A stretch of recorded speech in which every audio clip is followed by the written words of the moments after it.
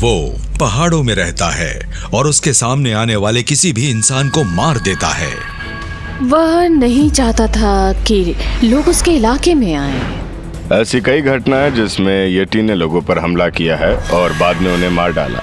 उन टेंट्स को अंदर की तरफ से बुरी तरह फाड़ दिया गया था। उनमें से एक विक्टिम की जबान फाड़ कर निकाली हुई थी। आखिर ये येटी नाम का मॉन्स्टर क्या है?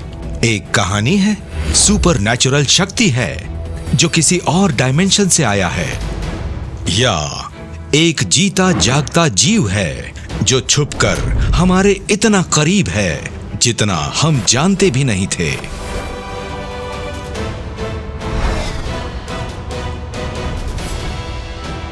साइंस डॉक्यूमेंट मिस्ट्रीज पेश करते हैं in search of monsters, the Yeti.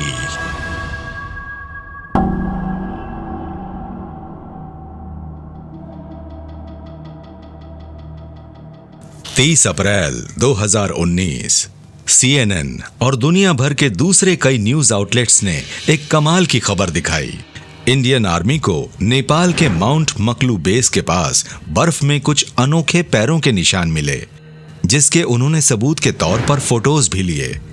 यह हैरत अंगेज निशान 32 इंच लंबे और 15 इंच चौड़े थे, और ये उन्हीं पैरों के निशान जैसे थे जो वहां के स्थानीय लोगों ने पहले भी देखे थे, और जो उनके मुताबिक एक विशाल और बालों वाले जीव के थे, जिसे दुनिया के सबसे कम ही दिखने वाले क्रिप्टिड्स में से एक माना जाता है। वो है येटी।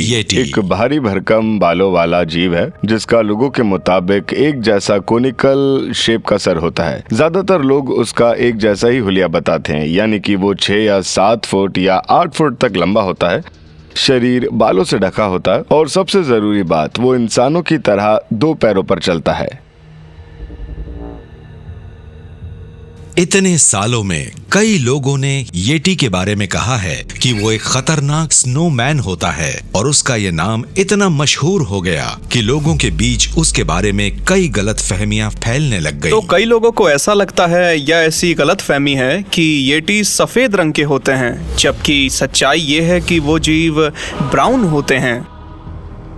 आमतौर पर हिमालयन येतीस ब्राउन या रेडिश होते हैं। नेपाल में पाए जाने वाला बन मांची अलग होता है, वो येती सुनहरे रंग का होता है, लेकिन कोई भी येती सफेद रंग का नहीं होता।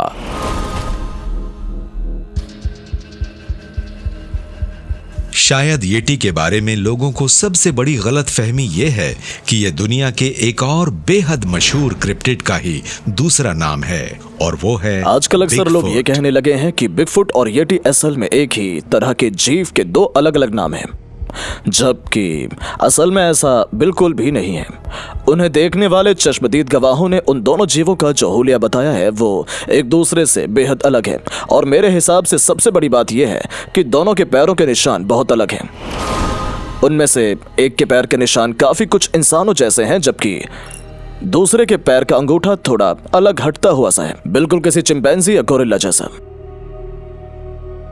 हालांकि ये बात तो है कि गवाहों के मुताबिक येटी देखने में बिगफुट जैसा नहीं लगता, लेकिन उससे भी बड़ा फर्क ये है कि दोनों के बर्ताव में बहुत फर्क है, और येटी को कहीं ज्यादा खूंखार माना जाता है। ऐसी कई कहानियां और घटनाएं हैं जिनमें येटी ने स्थानीय लोगों पर हमला किया और बाद में उन्हें मार डाला। इसलिए नेपाल और तिब्बत में रहने वाले लोग येटी से बहुत ज्यादा डरते हैं। एक कहानी में एक येटी ने एक आदमी को बार बार हवा में उछाल कर पटका, जैसे बिल्ली शिकार के साथ करती है, और वो आदमी अपनी चोटों की वजह से मर गया। बिगफुट और येटी में से मेरे मुताबिक एक बिगफुट से सामना होना बेहतर है। कई कहानियों में कहा गया है कि बिगफुट लोगों को दूर से देखता है, उनकी खिड़कियों में झांकता है, लेकिन ये घटना येती की घटनाओं जितनी डरावनी नहीं है, जो लोगों पर हमला करता है और फिर उन्हें मार डालता है। क्योंकि येटी को ज्यादातर हिमालय की ऊंची ऊंची पहाड़ियों पर ही देखा गया है, जहां हवा बहुत कम होती है और मौसम बहुत ज्यादा ठंडा हुआ करता है। इसलिए यहाँ के स्थानीय शेरपा लोग अक्सर उन्हें इन पहाड़ों के करिश्माई रक्षक मानते हैं। एशिया के ऊंचे पहाड़ों में माना जाता है कि अगर कोई उन पहाड़ों की बेइज्जती करता है तो यति उनके पास आ जाता है और उसके साथ जो इंसाफ करना चाहिए वो करके चला जाता है। ऐसी कई कहानियां हैं कि हिमालय के येटी ने स्थानीय शेरपा लोगों पर हमला किया और उन्हें मार डाला, और इसलिए वहां के लोग येटी से बहुत ज्यादा डरते हैं। लेकिन विशाल एब जैसे जीवों की एक बड़ी आबादी इन पहाड़ों के ऊंचे बंजर इलाके में रहकर कैसे जिंदा रह सकती हैं, जो ट्री लाइन के काफी ऊपर है और जहां खाने के लिए ना तो पेड़ पौधे हैं ना ही कोई जानवर। क्या इस सवाल का जवाब ये है कि वो भालुओं की तरह खाना खाने के लिए नीचे आते हैं और ऊंचे इलाके में जाकर हाइबरनेट करने लगते हैं? या ऐसा हो सकता है कि येटी एक ऐसी अनजान स्पीशीज हैं जिनकी खूबियों और जीने के तरीके के बारे में हमें कुछ पता नहीं है। क्रिप्टोजूओलॉजिस्ट का तो यही कहना है कि हम इंसानों के येटी के सामना होने की घटनाओं को स्टडी करके ही ये समझ सकते हैं कि वो किस तरह का जीव है और वो क्या चाहता है। सबसे खतरनाक घटनाओं में से एक घटना एक जवान शेरपा लड़की के साथ हुई थी जिसका नाम था लोकपडोमा। 1974 में लड़की अपने याक्स को हिमालय की पश्चिमी इलाके में चराने ले गई थी। उसका कहना है कि उसे अपने पीछे से सीटी जैसी आवाज सुनाई दी और किसी विशाल जीव के होने का एहसास भी हुआ, और उसका दावा है कि जब वो मुड़ी तो किसी आदमी जैसे बालों वाले जीव ने उस पर हमला किया, फिर उसे उठाकर पास की ठंडी नदी में फेंक दिया, जिसके बाद वो बेहोश हो गई। कुछ घंटों के बाद उसे होश आया और उसके सारे मवेशी मारे जा चुके थे। उसने किसी विशाल जीव की झाड़ियों में से आवाज सुनी थी जो उसके हिसाब से येटी था। हालांकि हिमालय के पास रहने वाले लोगों को हजारों सालों से येटी के बारे में पता है, लेकिन इस क्रिप्टिड के बारे में बाहरी दुनिया को 1950 के दशक के बाद जाकर पता चला, क्योंकि तब तक ऐसी खोज हुई जो शायद येटी के दुनिया में होने का ठोस सबूत हो सकती है। मेनुलंग ग्लेशियर, तिब्बत, 9 नवंबर 1951। माउंट एवरेस्ट के निचले हिस्से के पास 19,000 फुट की ऊंचाई पर जाने वाले माउंटेनियर एरिक शिप्टन और उनकी टीम इस बर्फीले पहाड़ पर चढ़कर इसकी चोटी तक पहुंचने के लिए एक नया रास्ता ढूंढ रहे थे। कैंप में वापस आते वक्त शिप्टन को बर्फ में बहुत बड़े पैरों के निशान दिखाई दिए। उन्होंने उनमें से उस निशान की भी फोटो ली जो सबसे क्लियर था। उसके बगल में एक बूट और आइस एक्स रखी थी ताकि उसके साइज का अंदाजा लगा पाएं। तो हैरत अंगेज बात यह है कि निशानों में 5 उंगलियां साफ साफ दिखाई दे रही थी जो इंसान के पैर की तरह ही थी। ये बहुत ही चौड़े, फ्लैट और स्क्वायर शेप के निशान थे, लेकिन ये साफ था कि ये किसी इंसान के नहीं थे, ना ही भालू के थे और ना ही किसी दूसरे जानवर के थे। उनके ये फोटोज कई मशहूर साइंस जर्नल्स और दूसरे न्यूज़पेपर्स और जर्नल्स में छपे और इसी के साथ येटी पश्चिमी दुनिया में मशहूर हो येटी गया। की इस पूरी घटना में लोगों की दिलचस्पी बहुत ज्यादा बढ़ गई थी। न्यूज़पेपर्स उसके बारे में खबरें छाप रहे थे। फिर इलाके में और भी लोग उस जीव को ढूंढने के लिए और उसके बारे में जानने के लिए गए। लेकिन येटी के बेहद मशहूर होने के बाद भी उसके दिखने की घटनाएं बहुत कम ही हुईं। लेकिन पिछले कुछ वक्त से कई लोगों का उस जीव से सामना हो रहा है और वो भी कई हैरत अंगेज और नई जगहों पर। 17 नवंबर 2016,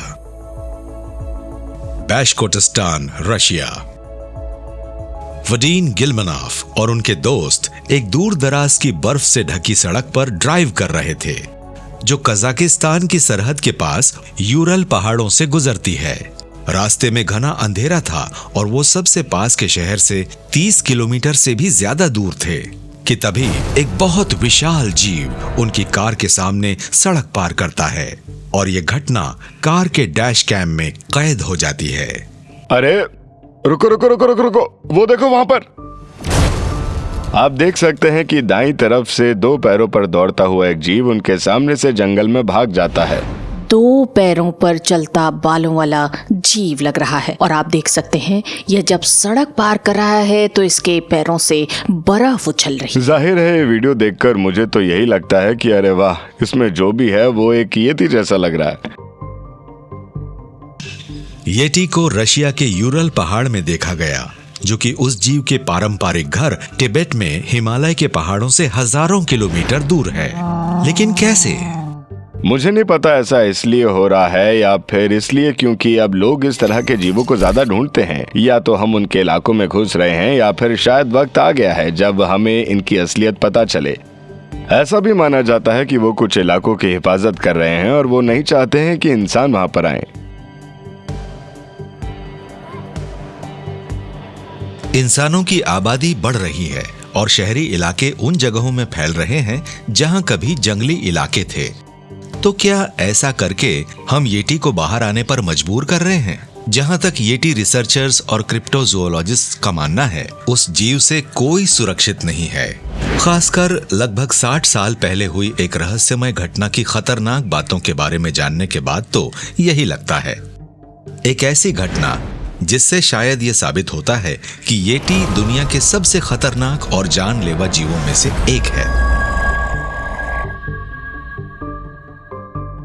आगे देखिए। जब वो अटैक करते हैं तो वो चेहरे पर वार करते हैं और अपने शिकार की आंखें निकाल लेते हैं।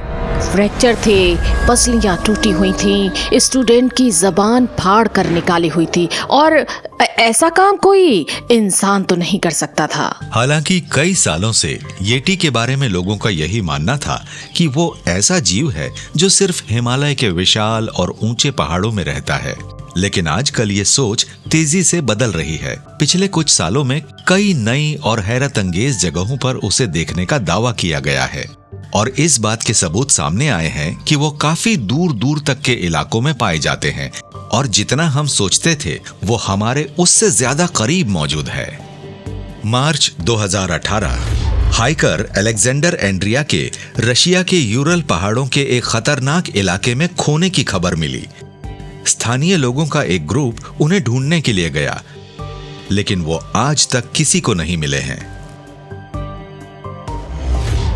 जिस इलाके में एंड्रिया गायब हुए थे उसका नाम है दियातलाव पास, जिसका नाम इगोर दियातलाव के नाम पर रखा है। वो एक हाइकिंग ग्रुप के लीडर थे और उस ग्रुप के साथ 60 साल पहले वहीं पर एक बहुत खतरनाक और बेरहम घटना हुई थी।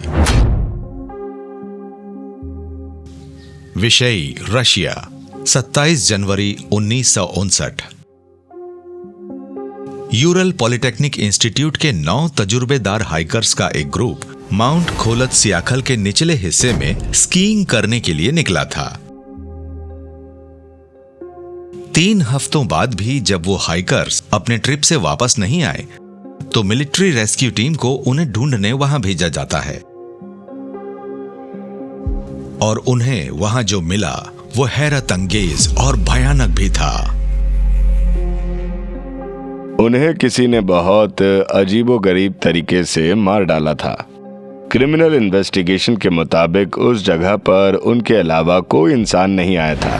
टेंट्स को देखकर लग रहा था कि उन्हें अंदर से काटकर फाड़ा गया था और इन लोगों ने जूते भी नहीं पहने थे। ये नॉर्मल बात नहीं है, यह यकीनन कोई नॉर्मल घटना नहीं थी। यहाँ से निकलो! किसी चीज ने उन्हें मजबूर किया कि वो अपने जिस टेंट में सेफ थे उससे बाहर निकले। जाहिर है वहां कोई बहुत बड़ा खतरा आ गया था। उन्हें अपने टेंट से उस फ्लैप को काटकर जैसे तैसे बाहर भागना पड़ा था। उनमें से 6 हाइपोथर्मिया से मरे हुए पाए गए थे। यही बात अपने आप में बहुत अजीब और हैरान कर देने वाली है। सबसे बड़ा सवाल ये उठता है कि उन्हें कैंप को छोड़कर भागने की जरूरत ही क्यों पड़ी। उनका कैंप सेफ और कंफर्टेबल था। जाहिर है वो किसी से डर गए थे और उन्हें मजबूरन कैंप को छोड़कर भागना पड़ा। वहां पर जो लाशें मिली थी वो न सिर्फ बर्फ में जमी हुई थी बल्कि उनकी हालत बहुत खराब थी और ऐसा लग रहा था जैसे किसी ने उन पर बहुत जोरदार हमला किया है। उस वक्त जांचकर्ताओं ने जो फोटोग्राफ्स लिए थे उनसे खतरनाक बातें सामने आईं। एक इंसान की खोपड़ी में फ्रैक्चर हुआ था और 2 की छाती की हड्डियां अंदर धंसी हुई थीं। एक और लाश की आंखें, होंठ और जबान को बेरहमी से नोच लिया गया था। ये सभी एक प्राइमेट के हमला करने के निशान थे।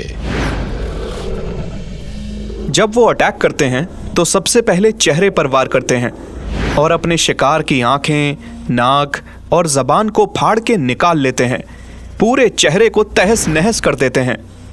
और जब हम दियातलोव की घटना देखते हैं तो पता चलता है कि उनमें से एक इंसान की जबान नोच ली गई थी, जिसकी वजह से मैं ये सोचने पर मजबूर हो जाता हूँ कि क्या ये किसी विशाल और अनजान एप का काम हो सकता है। फ्रैक्चर थे, पसलियां टूटी थीं, स्टूडेंट की जबान फाड़ कर निकाली हुई थी, और ऐसा काम कोई इंसान तो नहीं कर सकता था। साथ ही उस जगह पर बर्फ में एक कैमरा भी पड़ा हुआ मिला था, और कुछ रिसर्चर्स के मुताबिक उसमें मौजूद फिल्म से शायद ये जानने के सबसे बेहतरीन सुराग मिलते हैं कि उन बेचारे हाइकर्स के साथ वहां पर क्या हुआ था। उस कैमरे से ली गई एक फोटो किसी अजीब जीव की लगती है, कोई ऐसा जीव जो देखने में काफी कुछ यति जैसा लगता है। तो सवाल उठता है कि क्या वहां जो भी हुआ वो उस जीव ने ही किया? ऐसी कई थ्योरीज हैं कि उस येटी ने उन लोगों पर हमला क्यों किया, लेकिन लोगों का ये भी मानना है कि इन येटीज का असल में कोई बहुत बड़ा मकसद है कि वो किसी इलाके की हिफाजत कर रहे हैं और वो नहीं चाहते थे कि इंसान वहाँ पर आए, और इसीलिए कुछ थ्योरीज के मुताबिक वो उस इलाके की पहरेदारी कर रहे थे जहाँ पर ये हाइकर्स तब जाना चाहते थे।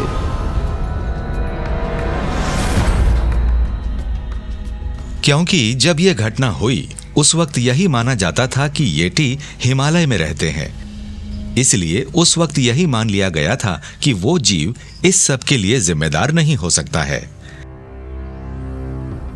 लेकिन पिछले कुछ सालों में सोवियत जांचकर्ताओं की उस वक्त की इस सोच को कई और लोगों ने गलत ठहराना शुरू कर दिया है। वो दियातलोव पास हादसा 1959 में हुआ था, और आज भी वो सबसे बड़े रहस्यों में से एक है। जो इलाका पहले सोवियत यूनियन था, आज उसमें से कई लोग और ऑर्गेनाइजेशन ये रहस्य सुलझाना चाहते हैं। यहाँ ऐसी और भी घटनाएं हुई हैं जिनका सच कोई नहीं जानता, लेकिन इस नतीजे पर पहुंचना मुश्किल नहीं है कि उन घटनाओं का जिम्मेदार यति जैसा कोई जीव रहा होगा। कुदरत की किसी जबरदस्त ताकत ने उन्हें मार डाला। जांच के आखिर में ये नतीजा निकाला था, लेकिन सच कहूं तो वो जांच और उससे जुड़े कई डॉक्यूमेंट्स आज भी खुफिया रखे गए हैं। फरवरी 2019 को उस हादसे के 60 साल बाद रशियन सरकार ने उस मामले की जांच को फिर से करने का फैसला किया। लेकिन क्यों?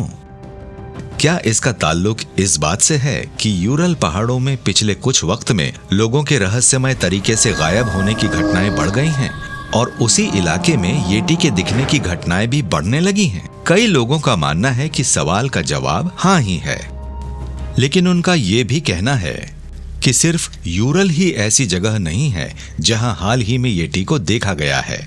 दुनिया के कई दूसरे हिस्सों में भी उसे देखा गया है, यहां तक कि नॉर्थ अमेरिका के इलाकों में भी।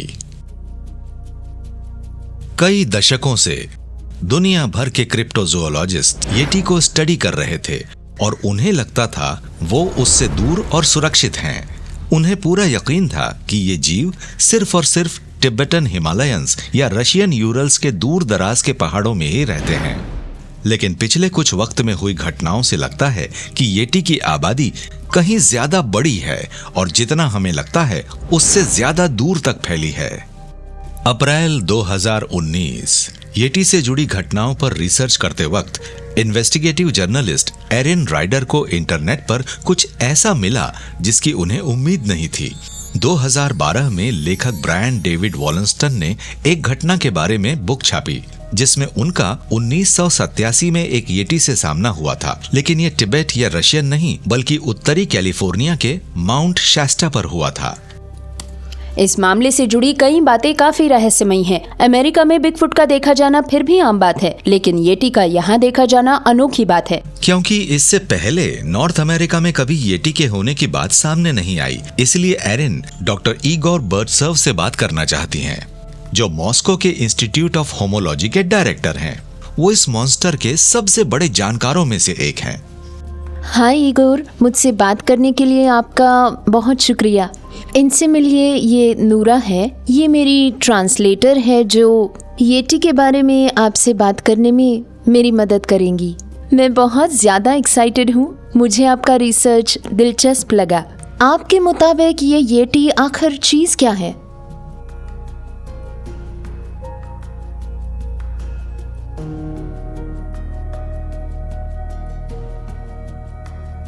चौवन साल हो गए हैं मैं इस सवाल का जवाब 54 साल से ढूंढ रहा हूं। मुझे लगता है कि न ये सिर्फ एक जीव है, मतलब न सिर्फ एक आम जीव, बल्कि एक करिश्माई शक्ति है।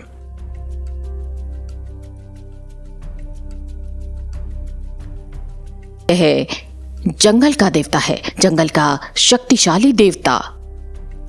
क्या रशिया में येटी के देखे जाने और वीडियोस बनने की घटनाएं बढ़ गई हैं? अगर हाँ तो क्यों? वो अभी दुनिया भर में पहले से ज्यादा एक्टिव है। मैं हर रोज लोगों से नई नई और अनोखी घटनाओं के बारे में सुनता हूँ। आजकल वो पहले से ज्यादा सामने आने लगे हैं। हो सकता है इसकी वजह यह है कि दुनिया में कोई बड़ी घटना होने वाली है। अब मौसम बदल रहा है। हाँ, सही कहा। और ये जीव शायद इन सब चीजों से जुड़े हुए हैं।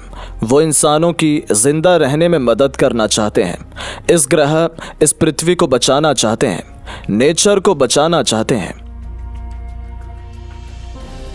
और हाँ, वो दुनिया को बचाना और सुरक्षित रखना चाहते हैं। ईगोर, मैं एक आदमी से बात करने जा रही हूँ जिसका कहना है कि उसने नॉर्थ अमेरिका में माउंट शास्टा पर येटी को देखा है। क्या आपको लगता है येटी नॉर्थ अमेरिका में हो सकते हैं? हाँ, मुझे यकीन है। वो सिर्फ रशिया में नहीं रहते, वो यूरोपियन देशों में, कनाडा में, यूनाइटेड स्टेट्स में, हर जगह पर हैं। वाओ। और एक बात, माउंट शैस्टा असल में एक रशियन शब्द है। शैस्टा का मतलब है खुशी। सच में इतिहास में जब 19वीं सदी में रशियंस वहां पर थे, तब उन्होंने इस पहाड़ का नाम माउंट शैस्टा रखा था। अच्छा, आपसे बात करके मुझे बहुत अच्छा लगा ईगोर। आपके पास इस मामले में नॉलेज का खजाना है। मैं आपसे घंटों बात कर सकती हूँ।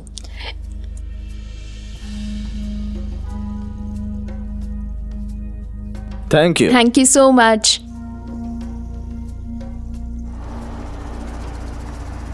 हालांकि डॉक्टर बर्टसेव मानते हैं कि नॉर्थ अमेरिका में ये टीम मौजूद है, लेकिन एरिन को खुद उसे देखने वाले इंसान से मिलना है, इसलिए वो ब्रायन डेविड वॉलस्टन से माउंट शैस्टा के पास मिलने का इंतजाम करती है, जहां उन्होंने येटी को देखा था। हाय ब्रायन, मुझसे मिलने के लिए शुक्रिया। Thank you. कैसे हैं आप? मैं ठीक हूँ, आप कैसी हैं? बढ़िया, थैंक्स।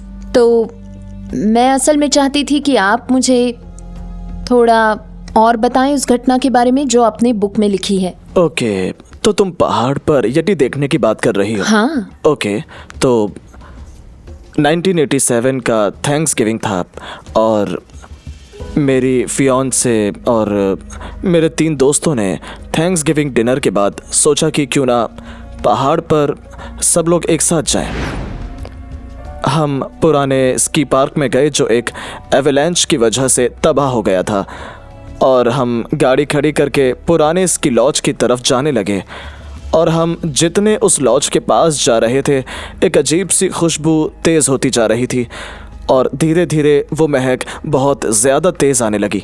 हमें बहुत डर लगने लगा और तभी उस लॉज का दरवाज़ा खुला और हम वहीं रुक गए और उससे 3 येटीज़ बाहर निकले। जो मेल था तकरीबन 7 फुट लंबा था, उसका सर दरवाजे तक पहुंच रहा था, और उसके बाहर आने के बाद एक फीमेल बाहर आई और वो उससे लगभग 8 या 9 इंच हाइट में छोटी थी। और फिर एक बच्चा बाहर आया। वो बच्चा बहुत ज़्यादा डरा हुआ था, अपनी माँ का हाथ पकड़े हुए था। हमें यह महसूस होने लगा कि वो अपने बच्चे की हिफाजत करना चाहती है और हम पर हमला भी कर सकती है, और हम लोग पीछे की ओर जाने लगे। वो हमें बस पीछे हटकर हमारी कार में बैठकर जाते हुए देख रहे थे। हम सब लोग बहुत ज्यादा डर गए थे। अगर हो सके तो मैं चाहूंगी कि आप मुझे मैप में दिखाएं कि आपको वो येटीज तब कहाँ दिखे थे। यहाँ पर। ठीक है, तो आप सड़क से पैंथर मेडोज से होते हुए गए और वो आपको गेट के पास दिखे। हाँ, मुझे लगता है आपने जो बताया वो कमाल की बात है। मैं खुद वहाँ जाना चाहूंगी। मुझसे मिलने के लिए शुक्रिया। मुझे भी मिलकर खुशी हुई। किसी की बात मान लेना एक बात है और उस जगह पर खुद जाकर देखना अलग बात है जहाँ पर उस इंसान का किसी से सामना हुआ था। मैं उस जगह पर जाकर जानना चाहती हूँ कि वहाँ क्या हुआ होगा। जब एरिन उस जगह पर पहुंचेगी जहां ब्रायन का येटी से सामना हुआ था, तो उन्हें वहां क्या मिलेगा? क्या इस बात का सबूत मिलेगा कि दुनिया के दूसरे कोने में पाया जाने वाला जानलेवा मॉन्स्टर उनके देश में भी छुपा हुआ है? आगे देखिए। इस जगह पर कई अजीबोगरीब घटनाएं होती हैं और अगर हम ये मान ले कि यहाँ येटीज हैं, तो हो सकता है कि कुछ लोगों के गायब होने के पीछे उन्हीं का हाथ हो। 14,000 फुट से भी ज्यादा ऊंचाई वाला माउंट शास्टा अपनी खूबसूरती के लिए जाना जाता है। माउंट शास्टा की सैकड़ों और हजारों सालों से लोग कद्र करते आए हैं। दूर दूर से लोग यहाँ पर बस यहाँ की एनर्जी को महसूस करने आते हैं। यहाँ उन्हें एक अलग नॉलेज मिलती है। ये एक स्पिरिचुअल जगह है जो सारी दुनिया में बेहद मशहूर है। लेकिन जहाँ अच्छाई हो वहाँ बुराई भी होती है। इस जगह पर कई अजीबोगरीब घटनाएं होती हैं। यहाँ कई लोग गायब हुए हैं। लोग यहाँ अचानक गायब हुए हैं और फिर कभी नहीं मिले।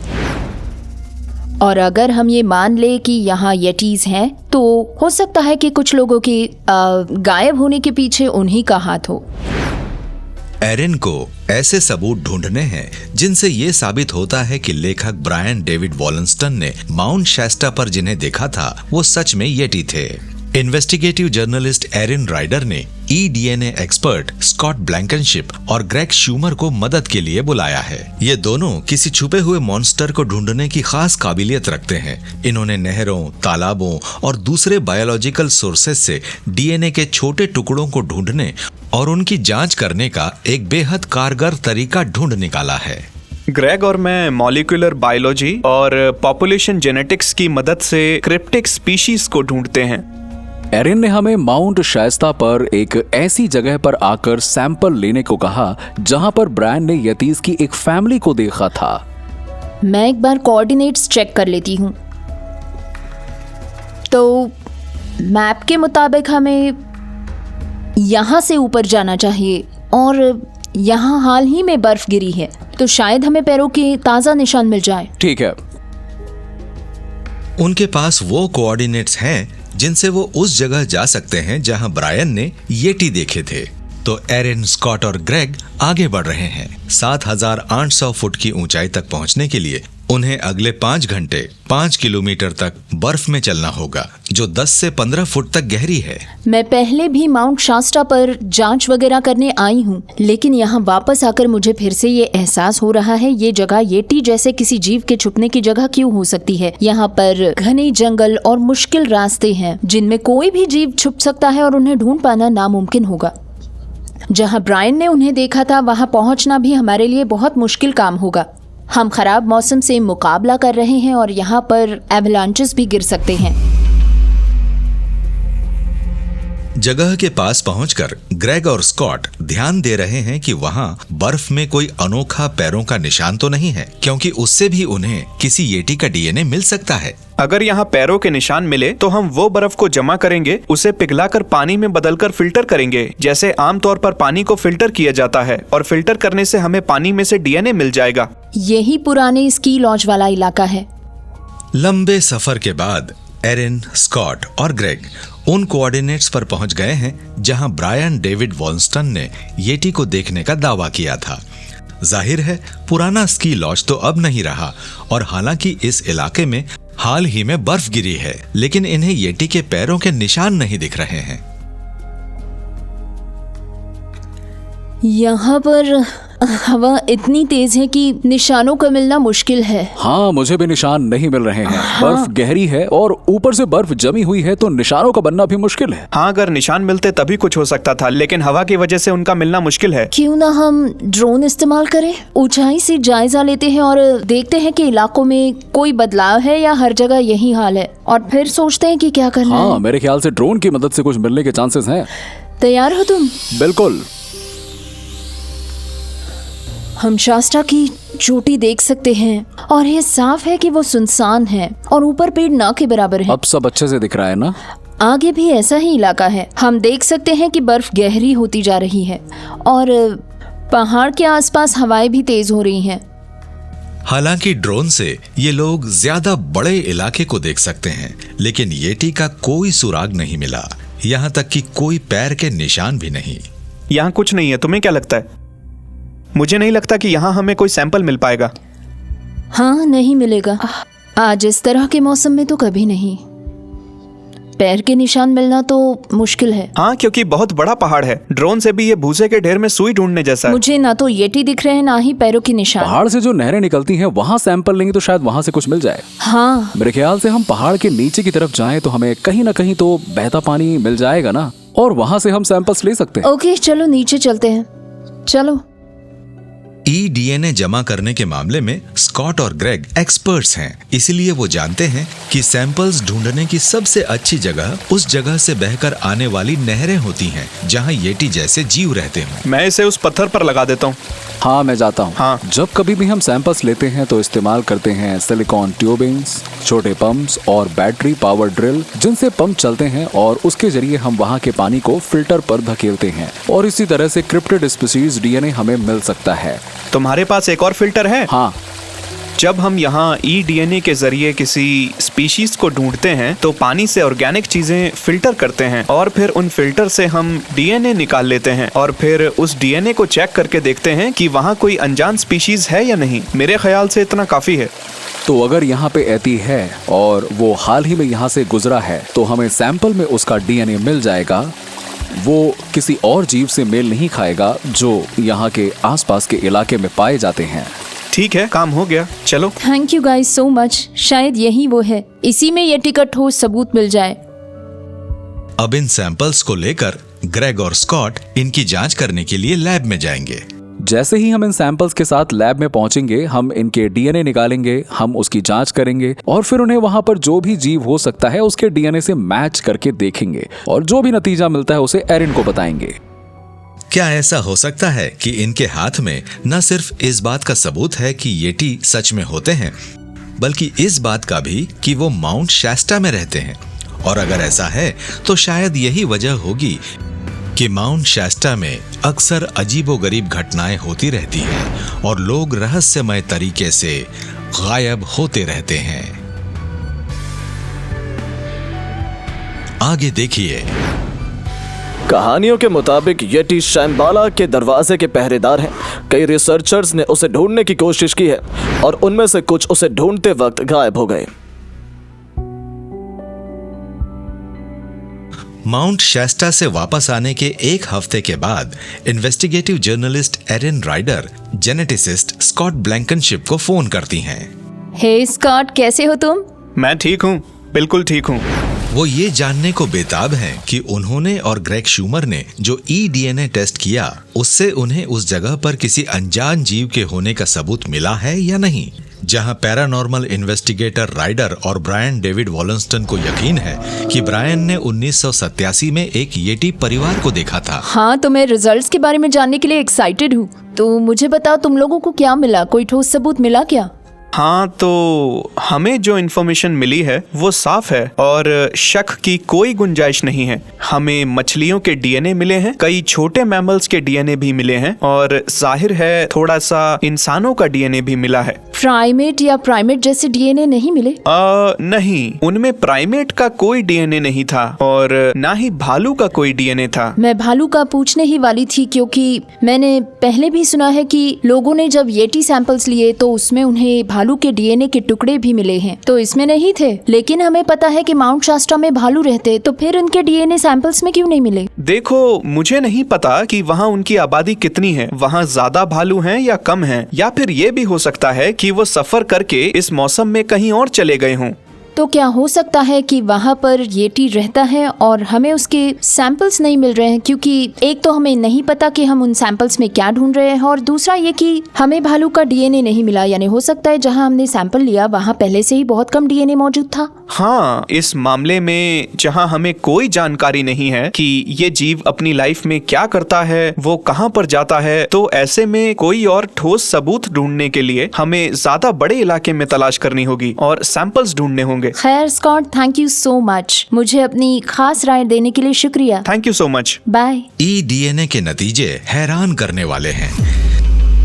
जहां एक तरफ जिन जानवरों का पता चला है उनके डीएनए उन्हें पक्के तौर पर मिले हैं, वहीं येटी का डीएनए ना होने की बात से कोई पक्का नतीजा निकालना मुश्किल है, क्योंकि माउंट शास्ता में जंगली भालू तो पक्का होते हैं, लेकिन भालू का डीएनए भी नहीं मिला। क्या भालू की तरह येटी भी उस वक्त किसी और जगह पर चला गया होगा, या हो सकता है कि येटी सबूत के तौर पर कोई डीएनए नहीं छोड़ते, क्योंकि वो इस दुनिया के कोई आम जीव नहीं है। येटी रिसर्चर्स के मुताबिक इस सवाल का हैरत अंगेज जवाब हाँ है। उन्हें लगता है कि येटी उस कहानियों के मुताबिक एक स्पिरिचुअल जीव है जिस पर कुदरत के नियम काम नहीं करते।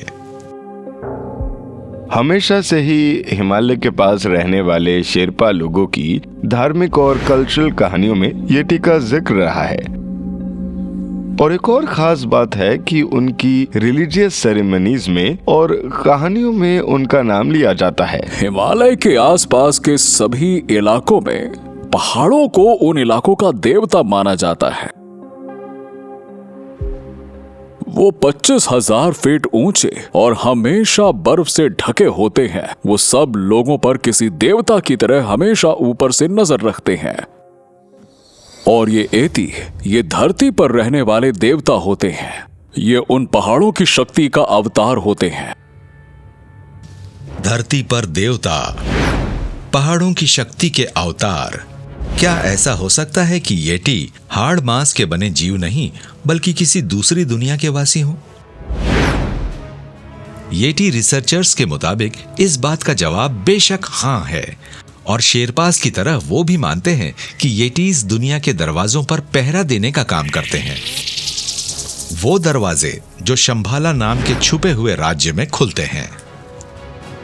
कुछ बुद्धिस्ट धारणाओं की माने तो शंभाला में जाकर आपको मुक्ति का ज्ञान मिल सकता है। वो धरती की सबसे अच्छी जगह है, और इस धारणा से ही लोग मुक्ति का मतलब समझते हैं। एक ज़माने से लोगों का यह मानना रहा है कि इस प्लैनेट पर कुछ खास जियोग्राफिकल लोकेशंस हैं जो हमें स्पिरिचुअल दुनिया में पहुंचा सकती हैं, लेकिन यह सोच कि ऐसा कोई दरवाज़ा है, यह सोच कि ऐसा कोई रास्ता होता है, यह सोच कि इस दुनिया में कहीं ऐसा कोई फिजिकल रूट है जिससे कि हम स्पिरिचुअल दुनिया में पहुंच सकते हैं, इस सोच की वजह से कई लोग उसे ढूंढने की कोशिश भी कर चुके हैं। कहानियों के मुताबिक येटी शंबाला के दरवाजे के पहरेदार हैं। कई रिसर्चर्स ने उन्हें ढूंढने की कोशिश की है, लेकिन वो किसी को मिले नहीं, और पिछले कई सालों में उनमें से कई लोग उन्हें ढूंढते वक्त गायब भी हो गए थे। कुछ गवाहों की माने तो उन्होंने येटी को हवा में से अचानक प्रकट होते देखा है। क्या ऐसा हो सकता है कि इस विशाल बालों से ढके जीव को न सिर्फ शंभाला बल्कि दुनिया की दूसरी जगहों पर भी ऐसे ही देखा जाता है? और क्या इसका मतलब है कि दुनिया के सबसे खतरनाक मॉन्स्टर में से एक ये जीव कभी भी और कहीं भी आ सकता है और वहां से गायब हो सकता है?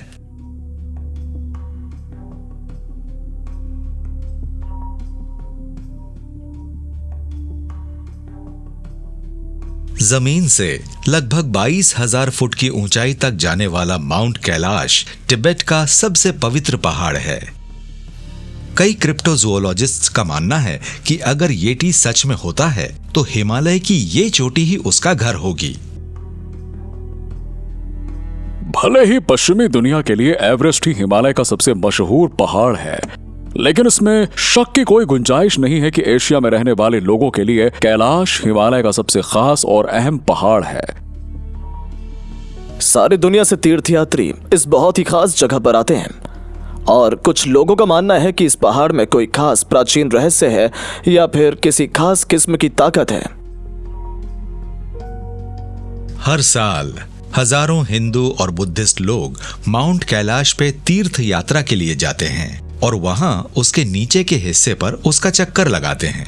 ये करीब 50 किलोमीटर का मुश्किल सफर होता है। क्योंकि ये पहाड़ ईश्वर का घर माना जाता है और ये बात तिब्बती लोग भी मानते हैं और इंडिया के हिंदू भी मानते हैं, इसीलिए इस पहाड़ को पवित्र माना जाता है और किसी को भी इस पर चढ़ना सख्त मना है। लेकिन माउंट कैलाश की तरह ही दुनिया भर में कई स्थानीय लोग अपने पास के पहाड़ों को पवित्र मानते हैं। इन पहाड़ों में माउंट शैस्टा और Ural mountains, Machu Picchu, Australia का ओलुरो, परू का पियोर्ता दे हायू मार्का और एरिजोना के सुपरस्टिशियन माउंटेन्स जैसे पहाड़ शामिल हैं। जुडेओ क्रिश्चियन बाइबल में कई बार कुछ पहाड़ों का नाम आता है, जैसे माउंट साइनाई और पवित्र दुनिया के दरवाजे। क्या इनमें कोई ताल्लुक है? येटी रिसर्चर्स के मुताबिक ताल्लुक है। कहानियों के मुताबिक येटी शंबाला के दरवाजे के पहरेदार हैं, लेकिन एक और थ्योरी सामने आई है जिसके मुताबिक येटी इन दरवाजों का इस्तेमाल करके आसानी से दुनिया के अलग अलग हिस्सों में आते जाते रहते हैं। ये एक इंटरेस्टिंग आइडिया है क्योंकि येटी को देखे जाने की घटनाएं अब रशिया और दुनिया के दूसरे हिस्सों में भी होने लगी है। तो जाहिर है ये सवाल उठता है कि ये कैसे हो सकता है? ये तो नामुमकिन है। पारंपरिक कहानियों में कहा गया है कि येटी बिजली की रफ्तार से लंबी दूरियां पार कर लेता है और 2 जगहों पर एक साथ देखा भी गया है। इसका मतलब होगा कि येटी में इंट्रा डिमेंशनली सफर करने की काबिलियत है और शायद इसीलिए इतने सारे लोगों ने उसे अपनी आंखों से देखा है। ये सोच कि पहाड़ों की चोटियां दूसरी दुनिया में जाने का रास्ता है, कोई नई सोच नहीं है। और अगर येटी के इन रास्तों का पहरेदार होने की कहानियां सच हैं, तो इससे पता चलता है कि ये जीव अपने इलाके की जान देकर भी हिफाजत करने को क्यों तैयार रहते हैं। और क्यों अगर आपका उससे सामना हुआ तो आप किसी और के सामने जाने के लिए जिंदा नहीं बचते।